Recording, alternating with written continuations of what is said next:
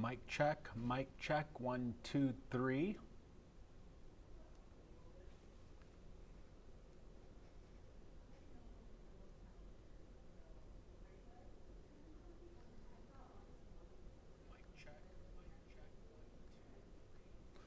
Okay, it sounds like we are good to go.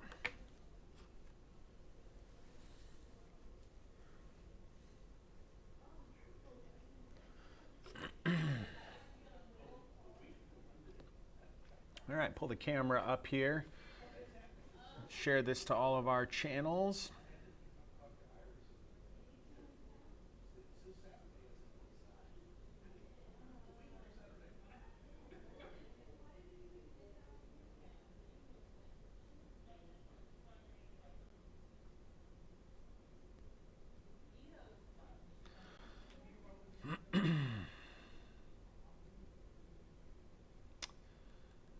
It's 8 o'clock on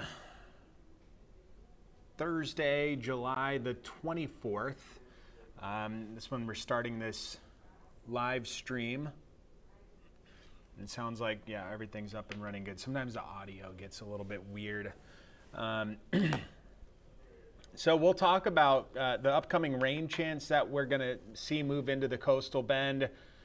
The drought monitor, which updated today, and we're seeing some rise out of Choke Canyon in our watershed. So we'll be going over all of that here over the course of maybe the next 15 to 30 minutes. I won't stay on longer than about 8:15 or 8:30.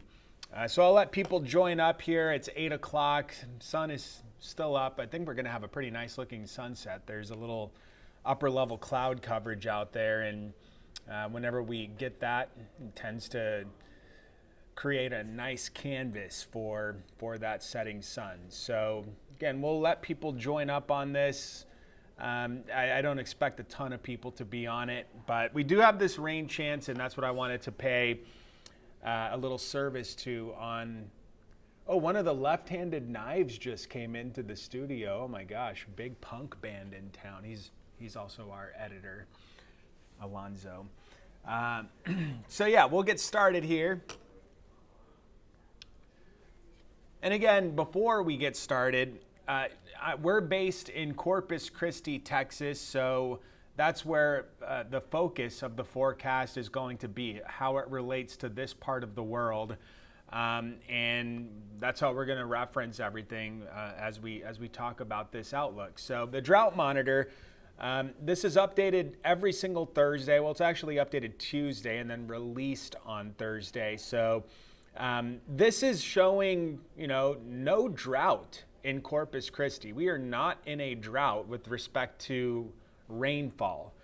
This is the drought monitor. It does get a little dry west of town, but the drought doesn't start showing up until you get out toward northwestern Jim Wells County, Duval County, B and Live Oak counties. That's where moderate drought is showing up. And then you get a little more to the north, and it's really Medina County west of San Antonio that is in the worst of the drought. And that does include parts of the Choke Canyon catch zone for rain. So, it's not as bad as it was a few weeks ago. Of course, the big devastating rains that fell in the hill country, that erased a lot of the rainfall deficit up there. And now it's really focused right on our watershed. That's where the drought is. The blue line is the Lake Corpus Christi, Nueces, Atascosa catch zone, and the darker blue outline, that's the Choke Canyon, Frio River catch zone. So that's where we need the rain, and that's where it's hard to come by right now. The latest lake levels we have are, they're not good, but we are seeing a slight rise in Choke Canyon, which has come up about 0.4% over the last several days, and it probably will come up a little bit more through the weekend. So that is now over 13%. The combined level has come back up to over 15%, and we're anticipating about 7 to 10,000 acre feet of water to flow into Choke Canyon. And you know, that sounds like a lot. It is a lot of water, but Choke Canyon's available storage in terms of acre feet is like 660,000, something like that. It's over 600,000 acre feet. So it's a drop in the bucket. Only about 0.5 to 1% on the rise is what we're expecting there. Lake Corpus Christi is dropping still, and the Nueces River is flowing. It's past Cotulla, but not yet to Tilden. And once it gets to Tilden, we'll be able to maybe put a calculation out to see if we can maybe figure out exactly, you know, not exactly, but an estimate of how much water then makes it to Lake Corpus Christi. But if I had to pick one of these reservoirs to be getting water into, I would pick the bigger one every time until it's completely full. Then we would send it down to Lake Corpus Christi. But, you know, we're in dire straits. We definitely need the rain. We do have rain in the forecast, but a lot of the rain we're going to get is not going to be in the watershed, unfortunately, the next couple of days. But really nice look on our Lex Cam. You can see the sun going down. It'll be set before 8:30 tonight. And those are those higher altitude cirrus clouds that you can see, which I think are going to give a beautiful canvas to the sky once that sun really starts to go down. We're going to see some nice colors off those clouds. And then you've got the massive new harbor bridge there, really just towering over what, you know, right now is just a nice entry to North Beach. That's what we're using the old harbor bridge for right now. But it looks great out there on the Lex Cam. It's still pretty warm, mid-80s. Winds are starting to relax, and the winds will be lower heading into tomorrow. So that's the satellite imagery, radar imagery composite there. And, you know, we're tracking this little tropical disturbance. The Hurricane Center earlier this week slapped a 10% chance for development to happen on this feature. It's ragged, it's messy, it's very similar to the way we saw last week play out, where we saw zero organization. And a lot of this is driven by upper level energy. So we're not really seeing much spin at the surface. It's pretty close to land, and it really only has another maybe day and a half to try and develop, which is not much time when you're looking at a system that is currently nothing. So not really concerned about that becoming anything dangerous or hazardous, but we will see a rain chance out of it, and this is going to help fling in a pretty deep layer of tropical moisture. Those darker green shades come right through here, and that's going to lead to the uptick in tropical moisture. And at the same time that's happening, we're going to catch, you know, some upper level lift in conjunction with that. That happens Friday afternoon, and those two alone should mean that we see a decent opportunity for rain here.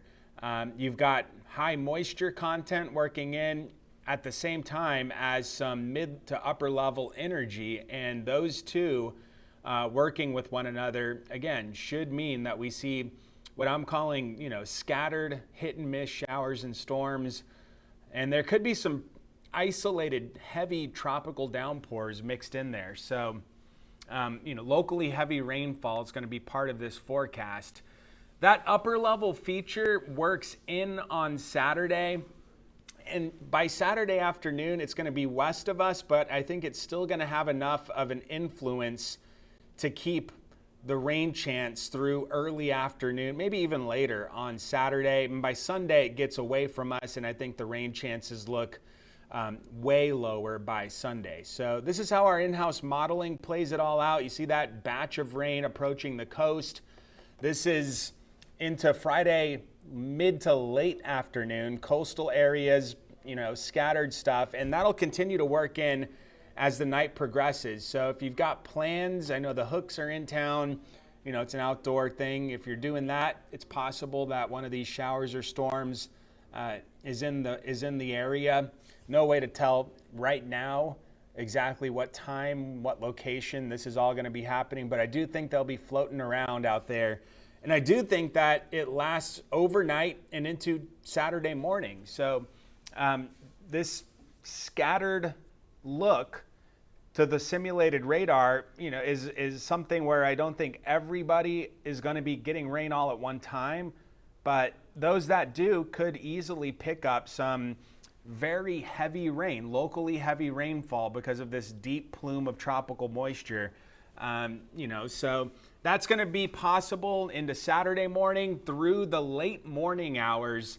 And then as this feature works more to the west, that upper level energy, that's when I think we'll start to see the rain chances trend down on Saturday afternoon. But there still could be some sea breeze activity to watch out for. So, you know, Friday late afternoon into the nighttime through Saturday morning, maybe even early afternoon, is when I think we'll have the best opportunity for this rain.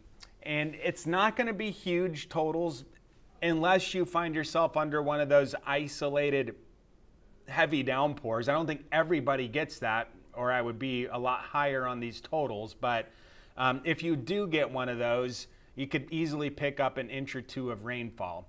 I think the general outlook is going to be for between a quarter to a half inch of rain, basically east of the Highway 77, I-69 corridor. If you're east of that, I think it's a quarter to a half inch. If you're on the coast, east of Corpus Christi, we'll call it, you know, North Padre Island, Mustang Island, and to the northeast of that, there could be some higher totals, half inch to an inch of rain. And again, some locally higher totals with those tropical downpours in place could easily happen. So the watershed doesn't look to be in line to get a meaningful amount of rain. So, you know, that's how it looks. That's how the rainfall footprint, the trend of it looks to be unfolding to my eye. This is the timing and the coverage of it all. And to me, it looks like mid to late afternoon Friday. This batch of rain, scattered in nature, works in from the Gulf. It stays with us, the scattered look, through the overnight and into Saturday. And I don't think it's until Saturday, you know, early to middle afternoon that we start to see those showers lose the amount of coverage that I think we'll be seeing. And this is just something I've been keeping an eye on, watching, seeing how all of this goes. But we've got this established weather pattern going on right now where, you know, there's high pressure in the southeastern part of the U.S. Generally speaking, it wavers around. You know, I'm just really broadly painting this picture here. But that high in the southeast is putting Texas in a spot that we receive, you know, we saw it last week, Invest 93L. We're seeing it right now with this really unorganized system.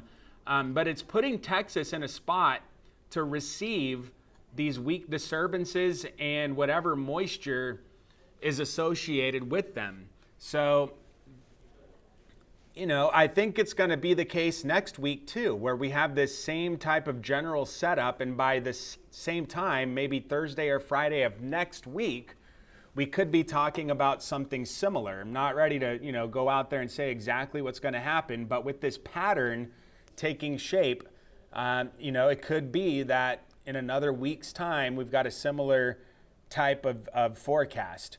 I will say one more thing about this, and it's not to scare anything or anybody, but if the pattern looked like this into mid to late August, early September, this would worry me a little bit more because it would tend to send stuff toward Texas, right? So if that is the case, this pattern, and it's just really stubborn staying there, you know, it would really perk me up a little bit more into that peak hurricane season time if it plays out like that. There's no way to know how it does, but we've got the pattern right now, and it will have been going for about 3 weeks after next week.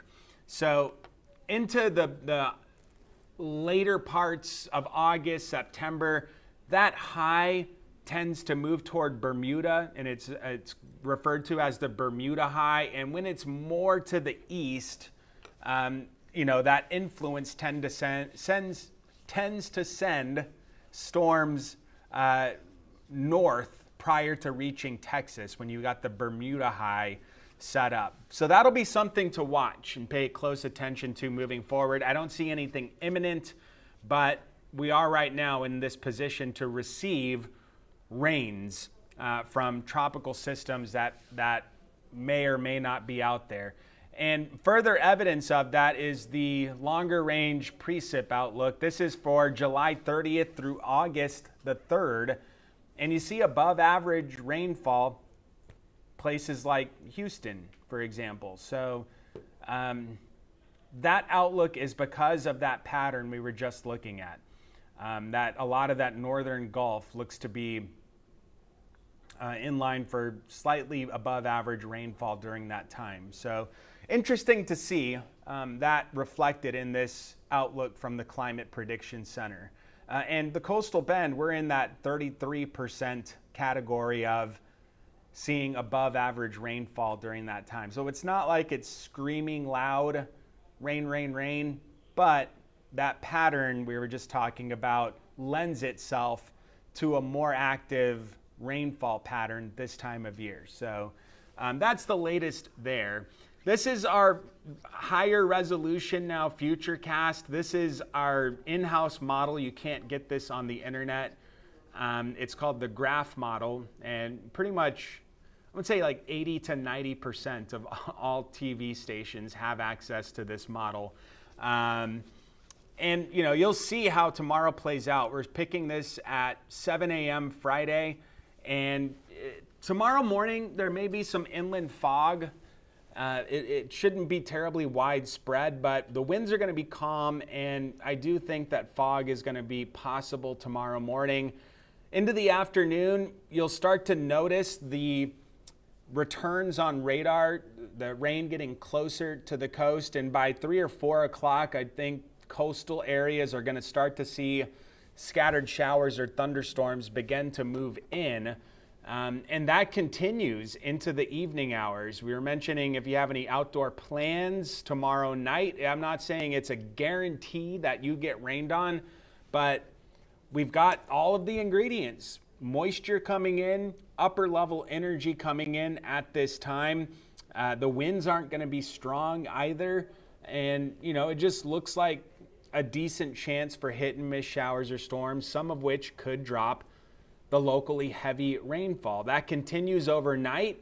This is Saturday morning now. Scattered hit and miss showers and thunderstorms, some of which could drop heavy tropical downpours. So the rainfall rates could be up 1 to 2 inches an hour, and that's heavy rain if we see these downpours come to fruition. This is Saturday approaching noontime. Still that scattered look. It's not to where every location is getting rain, but those that do could be picking up some heavy rain. So you'll see what we talked about earlier, that chance for rain trend down into the afternoon. But that's how it looks right now. This is the 7-day. I'm probably going to wrap this up. We talked for 20 minutes here. And after Saturday, I think Sunday, there's only an isolated shower around. And then we get into some dust, a little haziness early next week, Monday, Tuesday, Wednesday. And it gets hot. The first half of next week is looking pretty hot. And, we could make a run at 100 by Wednesday. Heat index about 10 higher than that. And I included that little chance for rain on Thursday, last day of July. And that's in response to that pattern that we were talking about, with perhaps another little disturbance and or moisture working toward the Texas Gulf Coast. So we'll see how that plays out, but that's how it all looks to me.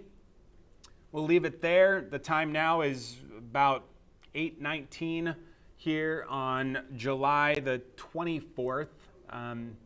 Go get ready for our broadcast. Just wanted to give you an update on what we're looking at with respect to rainfall Friday and Saturday. Y'all have a great weekend. Stay safe.